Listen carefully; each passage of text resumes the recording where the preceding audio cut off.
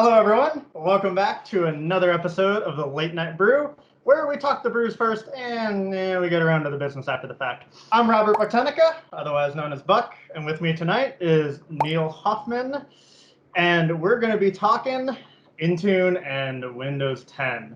But first, Neil, welcome, and the important bit, what are you drinking? Thanks, Rob. Good to be here. I am drinking a Shiner Bock Lager because I am in Texas and all, and it is a local beer. All about supporting local. Yes, and nothing is finer than a nice cold Shiner.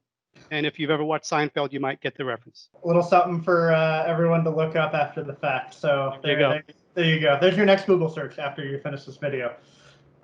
Tonight I am drinking actually the second Unita beer in the series, a lime pilsner.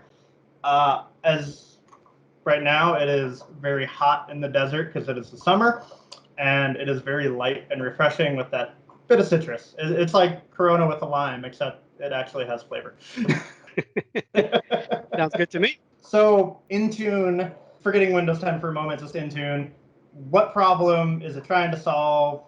It's a legacy product. It's been around for years, and people have talked about it, but I don't know if everyone really fully understands what the beast really is. Yeah, sure. That's a great question. Intune, well, it does a lot of things, but primarily, if you take a look at the entire suite, the Microsoft 365 suite, for companies that are really enabled to empower their users to work on any device, anywhere, anytime, in any part of the world, and be productive, right? And be empowered. So Intune is the glue that allows organizations to secure that data and the identities on those devices that are being worked on by any user, anytime, anywhere in the world, and manage those devices at the same time, anywhere. Is that, when you say manage, is that full control over, say, a laptop or an iPhone, or is there different levels to the control that you can get? Yeah, so good question. So there are different levels. There is a full enrollment option, which is the most control of a device, and again, it could be a mobile device, an iOS or Android, or it could be a Windows 10 device. And so the full control literally is what it sounds like. It's full control. So you can push policies, you can push software, you can wipe a device, you can reset a device. You could pretty much control any aspect of a device through policy over the air. And with Windows 10, that even means you can reset a device and have it start a fresh Windows 10 build from scratch. So it could be a fresh start. You can call that. It's like clean up all the settings or maybe provision for a new user. You can literally send that signal over the air. Device resets and kicks in autopilot enrollment, and the user can sign in, and the device gets enrolled in Intune, and policies start coming down. Software starts getting pushed down to the device all over the air remotely. Right. So autopilot, is that, would you say, like the next iteration of SCCM? Well, I mean, they're not exactly the same thing. SCCM is really, and by the way, it's called Endpoint Manager now. Microsoft loves to change names of things. It's Microsoft. It's been 6 months. Endpoint Manager System Center. I forget what they call it, and it's Endpoint Manager Intune. So that's really about controlling a device, pushing apps, pushing configurations, patches, things like that on premises. That's traditionally how organizations manage those devices. Right. So Intune does a lot of that functionality over the air, right, through the cloud. But that's more of the configuration side of things. For the actual deployment of the operating system, right? That's where Autopilot's really kicking in. Autopilot's really taking the place of your MDT, Ghost, or Windows deployment services, or things like that. Yeah. Right. So that's really the comparison for Autopilot. Okay, so Autopilot's pretty well integrated in Intune, and it sounds like, when you talk about this, it's a start to finish product. You have Autopilot doing the OS and cleanup, and then the policies that are pushed through Intune for that user in any configuration. Is that about right? Kind of start to finish.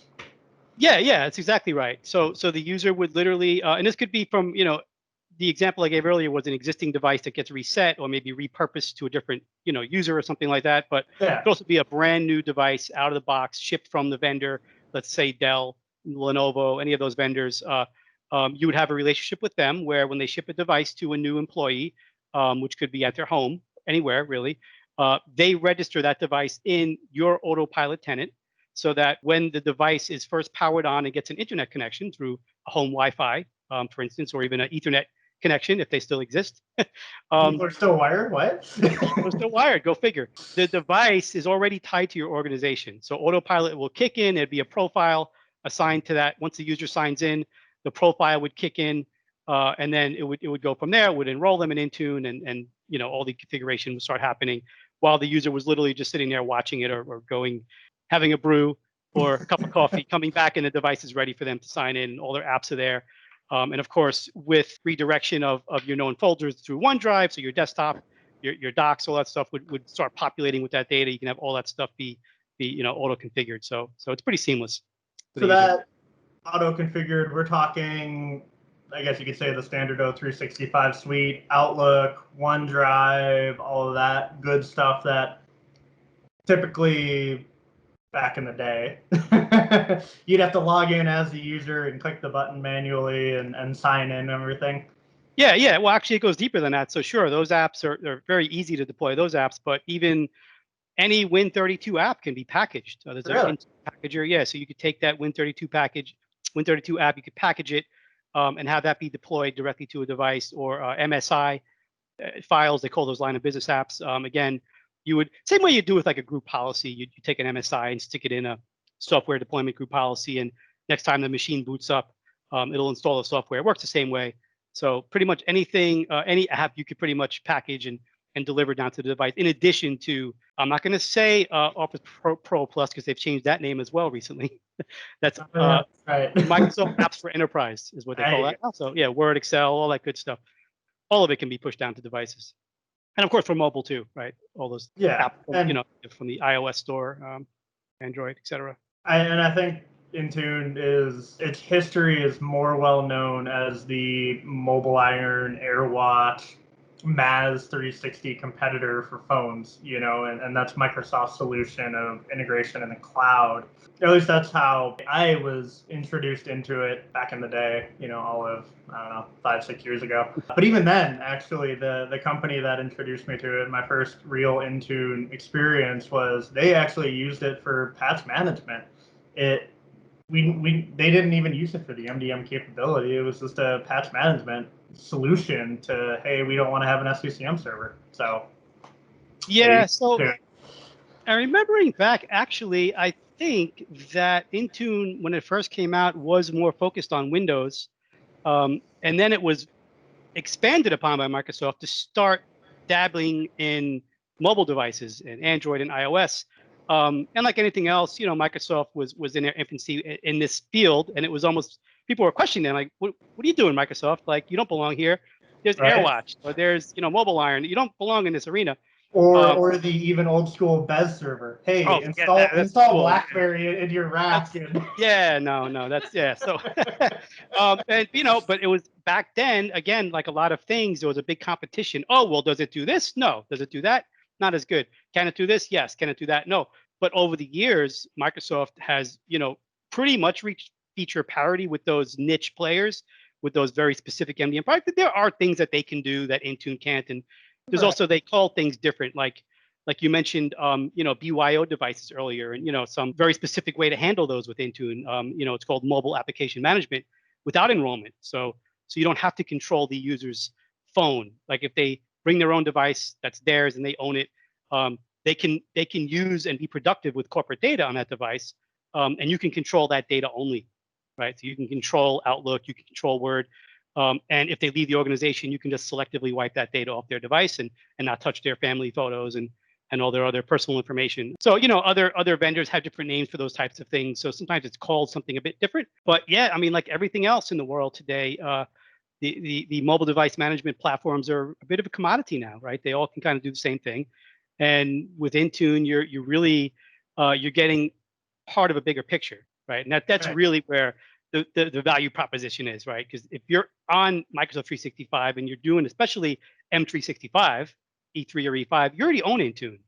You already own it, right? So if you have something else and you're paying for it, a lot of organizations that we're dealing with using other products, there's still a stigma out there, like Intune can't do it as good as X or isn't quite as good as Y. And when we have conversations with folks in those organizations, they're usually surprised to hear the power that Intune actually has now with that typical MDM type functionality, in addition to the whole Windows 10 side of things, right? And the autopilot that you talked about, and the Azure AD join and auto enrollment, and that whole story, the whole security piece of it, which we didn't even touch on yet, which is probably the biggest part of it, right? Is the whole security piece.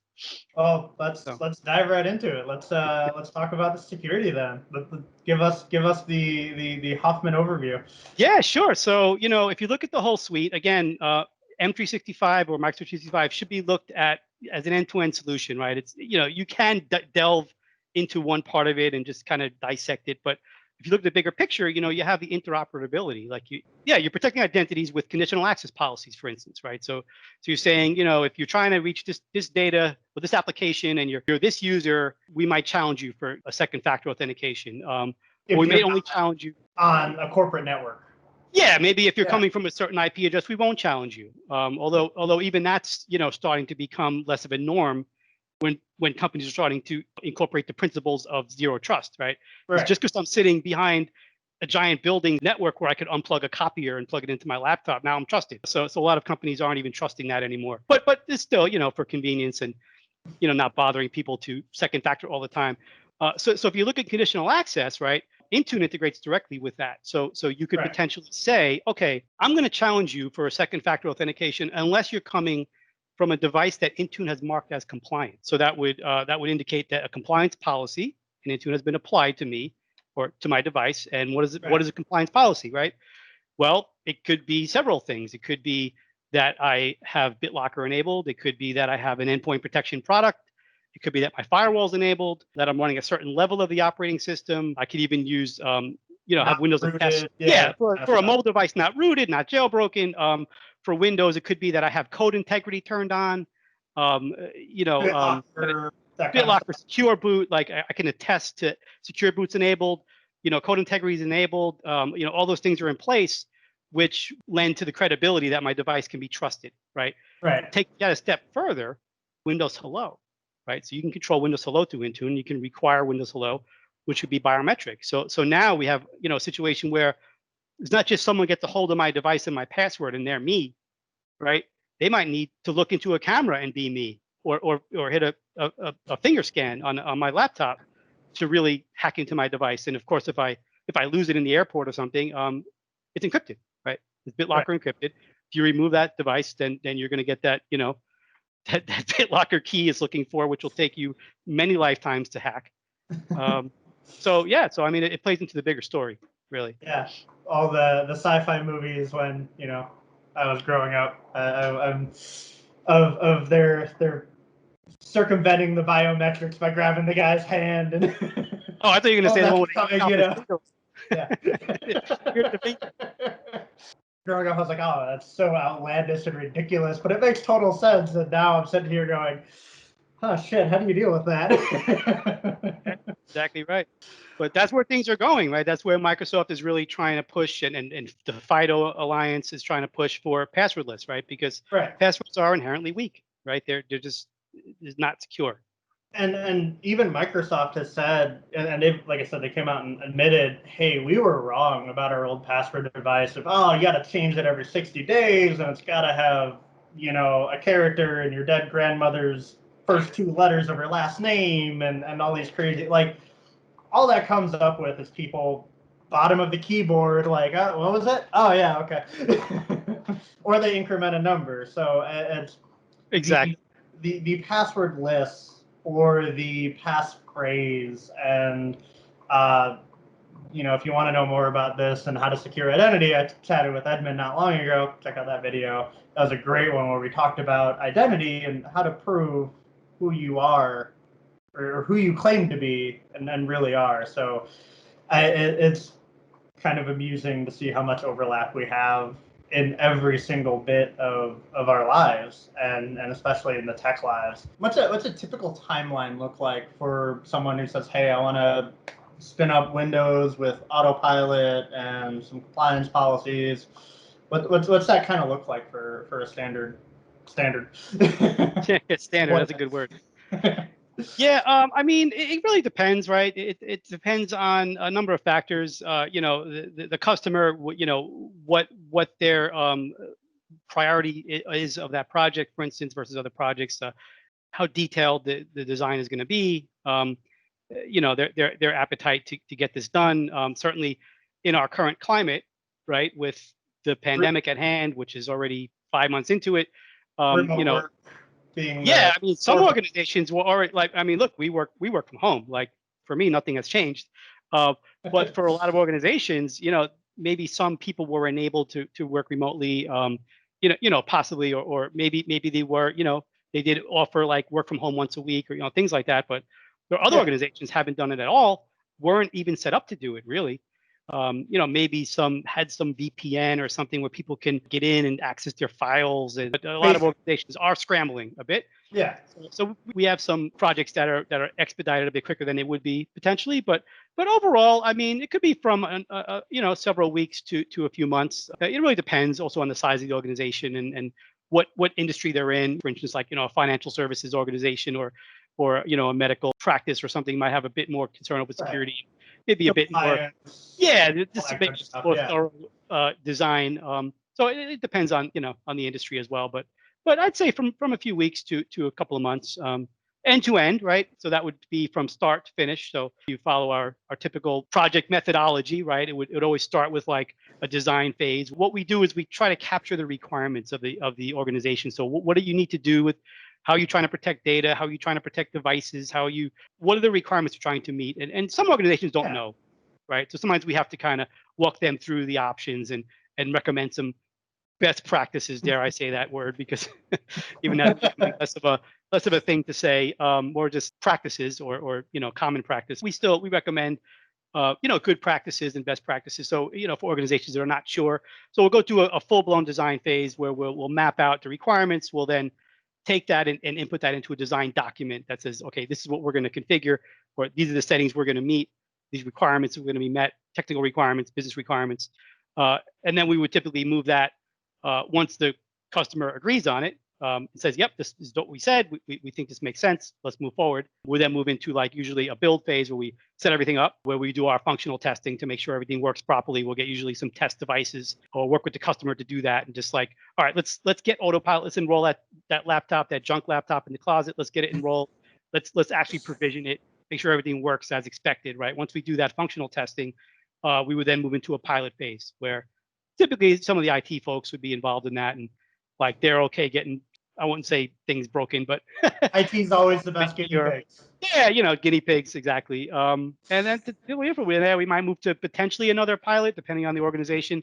Would have some like what they call knowledge workers or power users or IT friendly folks. Champions, however you want to phrase it. Whatever you want to call it. Which might maybe and all during this process too, there might be some end user docs, how to enroll your device, like that type of stuff. So during the pilot, that stuff can be vetted out, make sure it makes sense. People say, I don't get this doesn't make sense. So by the time it goes to the general population of the organization, the process has been vetted, functionality has been vetted, and the potential end user comms and tech screenshots and all those types of things for the end users have been vetted as well. So finally, once we help them roll this out to the organization, we always have our hand over afterwards to make sure that the end user customer is comfortable managing the environment and understanding how to administrate things and how to keep things working and keep things in order and understand how to troubleshoot things, stuff like that. So yeah, awesome. Yeah. Well, I think we've run through our time together, so I want to say thank you. Appreciate your time. Thank you for enjoying the brew with me and sharing your knowledge. Thanks for having me, man. Awesome. Well, have a great night, and until next time. Cheers.